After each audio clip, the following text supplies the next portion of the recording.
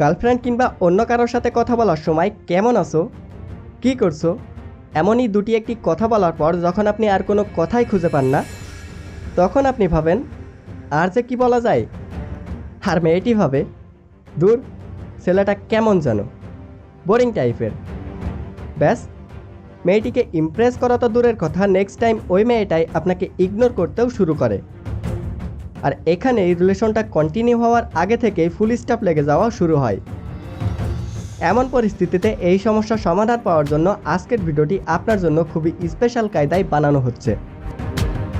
আজকের ভিডিওতে যে কারোর সাথে কিভাবে একটানা লং টাইমের জন্য কনভারসেশন চালিয়ে যাওয়া যায় তার সহজ কয়টা টিপস আজ আমি আপনাদের মাঝে শেয়ার করব, যাতে আপনি একজন smarter, handsome and better life lead করতে পারেন। তো চলুন শুরু করা যাক। নাম্বার 1, খুব বেশি সিরিয়াস হয়ে না পড়া। ভাবুন, এটা হলো আপনি আর এটা হলো আপনাকে যার সাথে কথা বলতে হবে। তাই অপরদিকে ঠিক করে রেখেছেন এই কথাগুলো আপনি তাকে বলবেন, কিন্তু ভিতর থেকে আরেকটা ফিল আসার কারণে না, এটা বলা হয়তো ঠিক হবে না, কি জানি এটা বললে সে আবার এটাকে বাজেভাবে নেবে কিনা। এগুলো ভাবতে ভাবতেই আপনার মাইন্ড আরও বেশি সিরিয়াস হয়ে যায়। ফলে কি বলবেন সেই সময়টাই আপনার মাইন্ড বুঝে উঠতে পারে না। আপনার মাইন্ড একই সময়ে কখনো দুটি জিনিস নিয়ে ভাবতে পারে না। ভাবুন, আপনি এই সময়ে ক্রিকেট খেলা নিয়ে ভাবছেন আর ওই একই সময়ে ফুটবল নিয়ে আপনি ভাবতে পারবেন না। আর ভাবতে গেলে সেক্ষেত্রে আপনাকে ট্রান্সমাইগ্রেট করতে শিখতে হবে। ট্রান্স না করে কখনো আপনি একই সময়ে দুটি জিনিস নিয়ে ভাবতে পারবেন না। তাই যখন আপনি যার সাথে কথা বলবেন তাকেই ফিল করুন আর তারই ভালো মন্দ বোঝার চেষ্টা করুন। কখনোই সিরিয়াস হয়ে যাবেন না, যাতে আপনার মাইন্ড ফ্রি থাকতে পারে। Number 2, right type of your question. Question অর্থাৎ প্রশ্ন করাই হলো কারোর সাথে লং টাইম কনভারসেশন চালিয়ে যাওয়ার প্রথম ধাপ। এটা তো আমরা সবাই জানি, বাট প্রবলেম তো এটাই যে কোন টাইপের কোশ্চেন করলে কনভারসেশনটা আরও একটু লম্বা হতে পারে।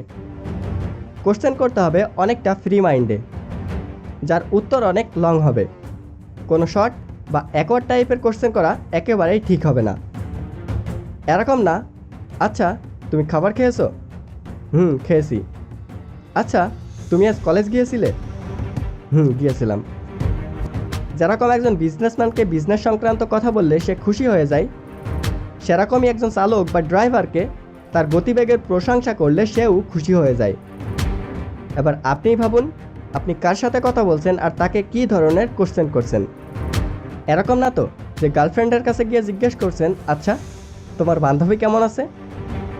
তো এবার সেই ইম্পর্টেন্স টেকনিকটি হলো, যে প্রশ্নগুলো করলে যে কারোর সাথে ঘন্টার পর ঘন্টা কথা চালিয়ে যেতে আপনিও পারবেন। এরকম কোনো প্রশ্ন করা উচিত না যার উত্তর হ্যাঁ বা নাতে দেওয়া যায়। আবার এরকমও না যে আপনি এমন প্রশ্ন করছেন যেন তার ইন্টারভিউ নিচ্ছেন। যেমন তাকে জিজ্ঞেস করতে পারেন, আচ্ছা কেমন কাটলো তোমার আজকের দিনটা? সারাদিনে কি করলে? ভালোই কাটলো, বাট তেমন কিছুই করিনি। বিকালে একটু মার্কেটে গিয়েছিলাম আর তোমার দেওয়া পাওয়ার অফ সাবকনসিয়াস মাইন্ড সেই বইটি পড়ছিলাম। আচ্ছা কেমন ছিল বইটি?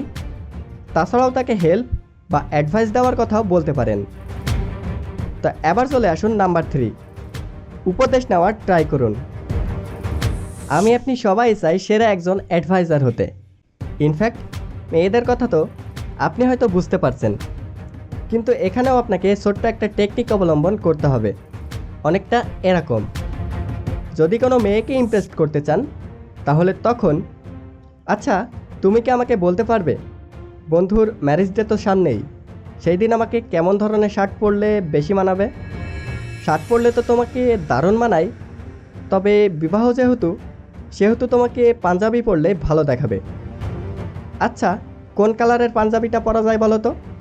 সবুজ কালারেরটা বেটার। তারপরও তোমার ইচ্ছা, আমি তো তোমাকে এটাই পরতে বলবো। এভাবে কিছুক্ষণ কথা বলুন আর মাঝে মধ্যে তার প্রশংসা করুন। এটা আপনাদের কনভারসেশনটা আরও একটু বেটার করে তুলতে পারবে। তো যাই হোক, আশা করছি ভিডিওটি আপনাদের ভালো লেগেছে। কোনো জায়গায় বুঝতে সমস্যা হলে কমেন্ট করে জানাতে পারেন, আর আমাদের ফেসবুক পেজে সরাসরি মেসেজ করতে পারেন। আপনার সমস্যা সমাধান করার জন্য কিছুটা হলেও সাহায্য করতে পারবো। আর এর ভিতরে আপনার কোন টিপসটি সবথেকে বেশি ভালো লেগেছে, অথবা লাইক অ্যান্ড কমেন্ট করে আমাদেরকে এটি বুঝিয়ে দিন যাতে আমরা পরবর্তী ভিডিওগুলো আরও একটু ভালো করতে পারি। Thanks for watching.